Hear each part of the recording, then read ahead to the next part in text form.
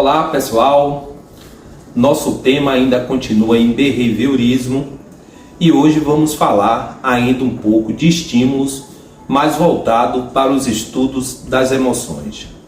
Primeiro vamos entender o que é emoções. Emoções é uma resposta fisiológica do organismo frente a um estímulo externo que o organismo passa a dar uma resposta de forma bem primária.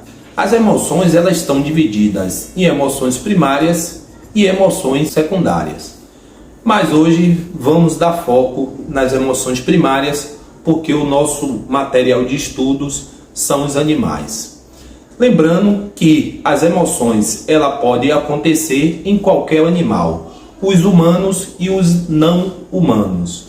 As emoções primárias, ela pode ser de medo, raiva, alegria ou tristeza.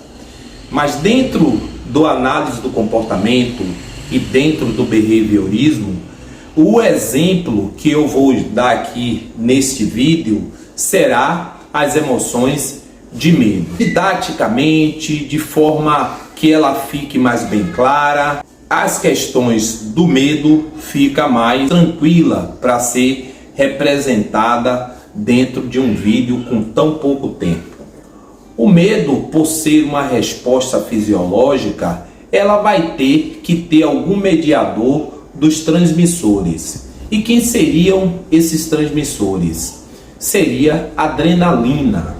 Porque quando esse organismo fica frente a um estímulo que promove o medo, a glândula suprarrenal vai liberar adrenalina, fazendo com que haja uma vasoconstricção dos vasos periféricos, levando esse sangue para os músculos, aumentando a frequência cardíaca e também aumentando a capacidade respiratória para que esse organismo entre em uma condições de luta ou fuga.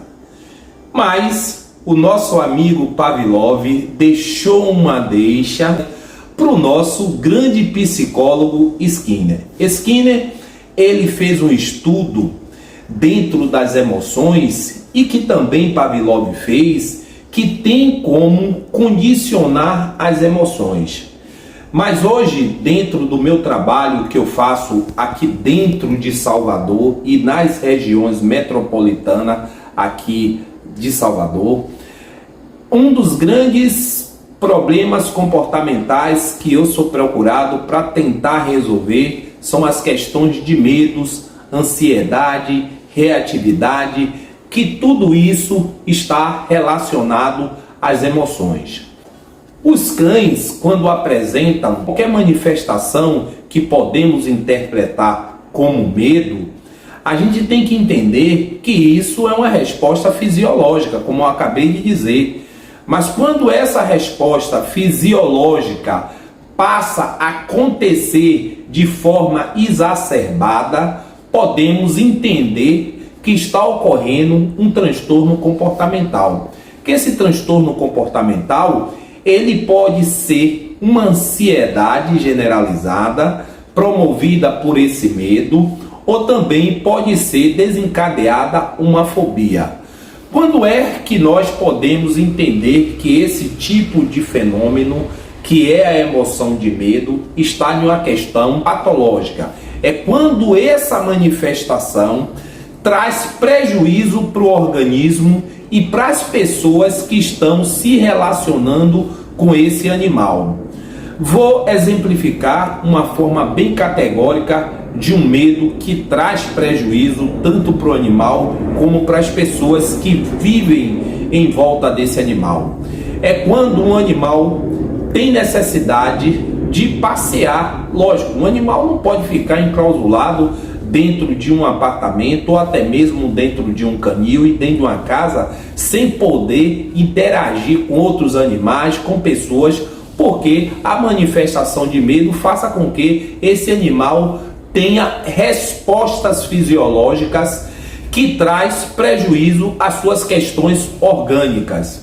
Um animal que tem medo de entrar no elevador e quando ele vê a coleira, ele já começa a se esconder. Esse animal já começou a apresentar um comportamento de esquiva.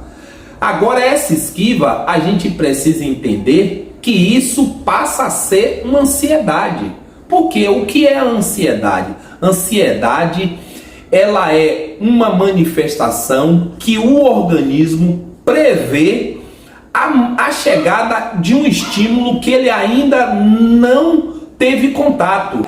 É uma antecipação de um sofrimento que ainda não se manifestou. Olha que coisa! Então o medo, quando ele segue por esses trilhos, a gente já deve ficar muito preocupado e procurar ajuda. O que nós podemos fazer para amenizar essas questões de medo nos nossos cães?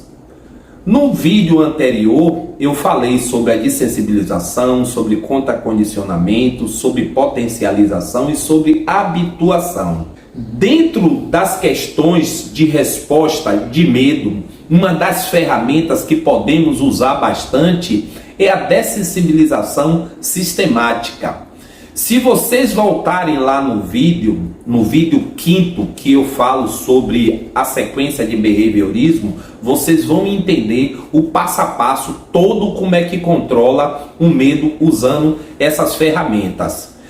Mas eu sempre digo que um dos transtornos comportamentais que eu sinto muito desses animais é o medo, porque eles não entendem. Nós ainda, seres humanos, podemos usar o nosso córtex pré-frontal, né, que está relacionado à parte cognitiva, à parte do pensamento e às questões das nossas interpretações cognitivas e resolver as questões. Mas um cão que é desprovido de uma capacidade racional a esse ponto, ele sofre muito porque eles não conseguem entender o porquê desse sofrimento. Imagino que naquele momento que ele vê essa coleira, ele disse: pronto, agora eu vou morrer, estão me levando para eu enfrentar um monstro. É dessa forma que eles veem mesmo. É por isso que eles se manifestam de forma bastante expressivas. E essa expressão de medo, isso também vai desencadear todas as questões hormonais e dos neurotransmissores que esse organismo vai passar a liberar. E com isso, com certeza, vai trazer sérios prejuízos à saúde orgânica desse pet, como problemas de pele, como os problemas relacionados à digestão, como problemas relacionados a outras questões do bem-estar do animal, só por conta desse medo exacerbado que ele está sentindo, que vocês observem que já tem uma relação com ansiedade, e aí a gente já pode dizer que esse cão está sofrendo também de uma fobia. Por que fobia? Fobia é aquele medo exacerbado que um organismo entende que aquilo é capaz de lesionar e de acabar com a vida dele, e que na verdade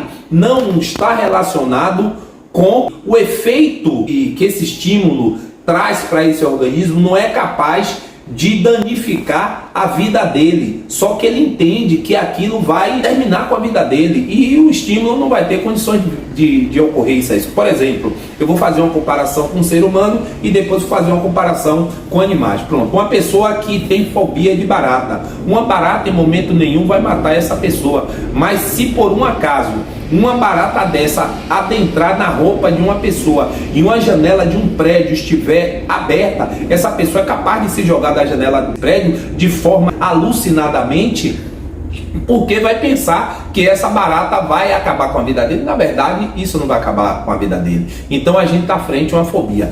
Para os casos dos cães, por exemplo, um saco de lixo que está encostado num poste.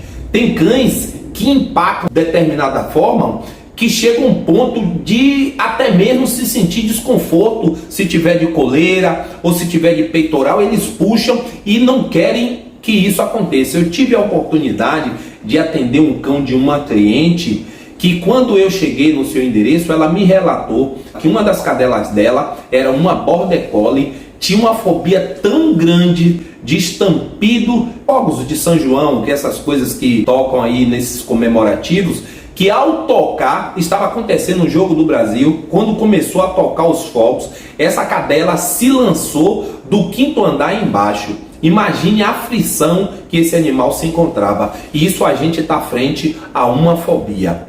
O medo já é uma coisa mais controlada. Uma ansiedade fisiológica já é algo também mais tranquilo. Mas aí é bom que a gente vá entendendo como são esses parâmetros para a gente poder resolver os problemas relacionados a medo, a fobia e ansiedade dos nossos animais. Aqui eu estou encerrando a série do behaviorismo dentro do condicionamento clássicos. E nos próximos vídeos eu vou estar entrando aqui já no condicionamento operante e vamos destrinchar o behaviorismo aqui na nossa série do nosso canal. Espero que vocês gostaram do vídeo. Se gostaram, dê o seu like, compartilhe, ative o sininho, porque isso é muito importante para o crescimento aqui do nosso canal. Conto com o apoio de todos vocês e até os próximos vídeos e até lá.